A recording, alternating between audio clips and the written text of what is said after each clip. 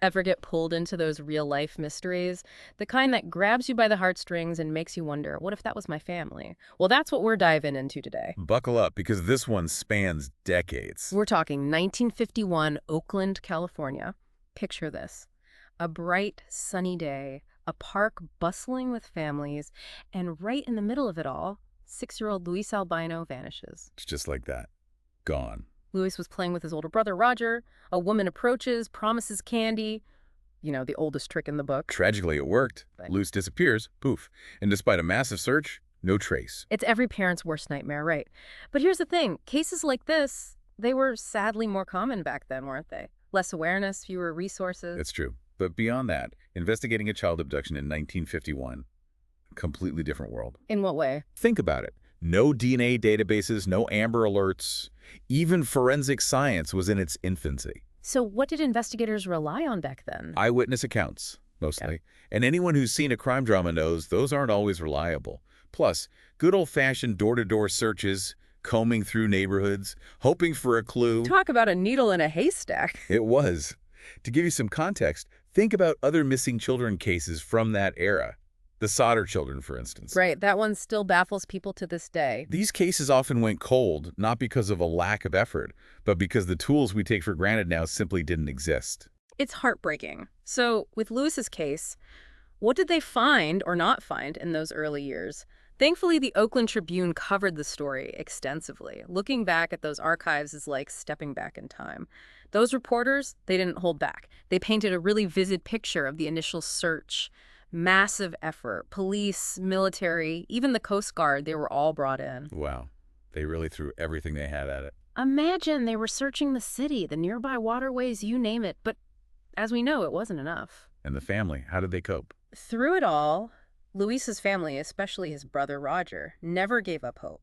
Imagine clinging to that belief for years, decades even. That kind of resilience is incredible. It really is. The articles I read, they mentioned that Luis's photos, they were always up in their homes. Constant reminder, you know. And his mother, she never stopped believing he was out there, not until the day she died in 2005. That's over 50 years of holding on to hope. It really speaks to the strength of that family bond. It's stories like Luis's mother's, those stories of unwavering faith that just really get to me. Decades. Can you imagine holding on to that hope for decades? It's a testament to the power of love, of family, wouldn't you say? But as time went on, the trail did go cold, years turned into decades, leads dried up. It happens. And that's often when these long-term missing person cases, they just kind of fade away, right? Sadly, yes. The momentum fades, the years pass. But then, every now and then, something or someone steps in and breathes new life into these cold cases. And in this case, that someone is Luis's niece, Alida Alequin.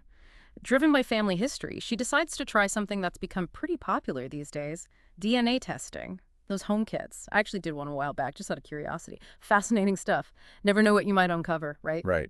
And while they're fun for exploring your ancestry, they've become so much more than that. We're talking powerful tools for solving mysteries, just like this one. Exactly. So Alequin takes this DNA test, and wouldn't you know it, she gets a match.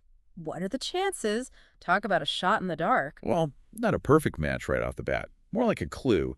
She discovers a 22% DNA match with someone who appears to be related.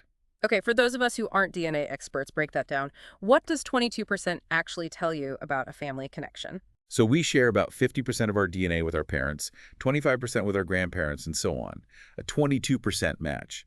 That suggests a fairly close but not immediate family link. Think great-grandparent, maybe a first cousin, once removed, something like that. So a tantalizing clue, but not the whole picture. Exactly. And remember, this is still relatively early days for these DNA databases. Tracking down the person behind that match. Not as straightforward as it is now. And unfortunately for Alequin, that initial lead, it just fizzled out. The person didn't respond to her attempts to connect, leaving her with more questions than answers. But, and this is what I admire about her, she didn't let it go. That's the spirit. It's so easy to get discouraged, especially with a mystery this old. But persistence, that's key. And in this case, it makes all the difference. Fast forward to 2024. Alequin decides to dig even deeper. But this time, she turns to a more, shall we say, old-school method, the Oakland Public Library. More specifically, their archive of old Oakland Tribune newspapers. You see, back in the 1950s, local newspapers, Those were the go-to source for these kinds of cases. Right, like the social media of their day. Exactly. So picture Alequin, she's poring over these microfilm reels, and suddenly, bam, she has that aha moment. Remember those articles we talked about, the ones about Luis's disappearance? Yeah, the ones with all the details about the search. Well, one of those articles, it features a photo, a really clear one, of Luis and Roger. And that's when it clicks for Alequin. The DNA match, the facial features in the photograph. There's a connection. She just knows it. Chills, right. You're telling me you're poring over these old records, and suddenly, boom, you're staring at what might be the key to a 70-year-old mystery.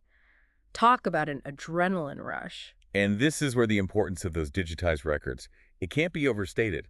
If those newspaper archives hadn't been scanned and made searchable, who knows? Alequin might never have found that piece of the puzzle. It really highlights how something as simple as digitizing old documents can breathe new life into these cold cases.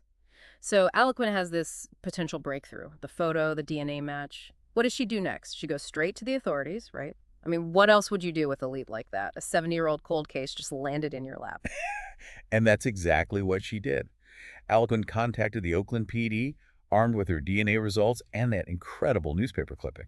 And thankfully, they took her seriously. You hear those stories sometimes, right? Where people are dismissed, told it's a lost cause, but not this time. It really goes to show, even in this age of high-tech forensics and fancy gadgets, sometimes it's the simplest things, the dedication of one person, that can make all the difference. Couldn't agree more. So the Oakland PD gets on it, the FBI gets involved. They're using all the tools of the 21st century to follow this new lead. Right. And they quickly track down that 22% DNA match.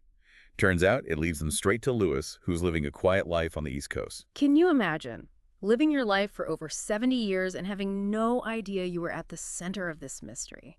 It's mind-blowing. It really makes you think about the twists and turns life can take, doesn't it? How some secrets, they manage to stay hidden, even in our hyper-connected world. Absolutely. So they find Luis. What happens next? Do they just show up at his door like, hey, surprise, you were kidnapped? Not quite. They wanted to be absolutely certain. So they get a DNA sample from Luis and another from his sister, Alida's mother. The results come back, and there's no doubt this is the missing Luis Albino. Wow. And then comes the reunion. After all these years, that moment everyone's been waiting for. Alequin said the investigators, they came to her mother's house on June 20th to tell them the news. They found him. Oh, man. 70 years. I can't even fathom it. Did Alequin talk about that moment, what it felt like? She said they didn't even cry at first. It was just too much. Like their minds couldn't quite wrap around it, you know? I can only imagine. 70 years of wondering, hoping, and then suddenly, it's real. Must have been a whirlwind of emotions. Absolutely. And then a few days later, Luis flies back to California. First time he's been back at his home state since that day in the park. The reunion with his sister. That's when the tears came. Tears of joy, of course. But also, understandably, a sense of loss of all the time that had passed. Bittersweet, isn't it? The joy of finding him, but also knowing that so much life has happened in between. It is. And it's not over yet. Alequin drives her mother and Luis to meet their other brother, Roger. He's living in Stanislaus County now. So Roger, who was just a kid himself when Luis disappeared, he finally gets to see his little brother again. Wow. Talk about a powerful moment. It really hits home how these events, they ripple outward, impacting families for generations. They do. And while Luis has chosen to stay out of the spotlight, declining to speak to the media, his story, it speaks volumes. It reminds us of the power of hope, the importance of family, and how giving up, it's just not an option. And on a more practical level, it underscores how crucial it is to preserve those pieces of the past, those historical records, digitizing them, making them searchable. You just never know whose life they might change, whose mystery they might help solve. That's a great point. This deep dive took us on quite a journey, didn't it? Not just uncovering a fascinating mystery, but also witnessing the incredible resilience of the human spirit. Thanks for joining us, and be sure to tune in next time, because things are about to get wild. Until then, stay curious, everyone.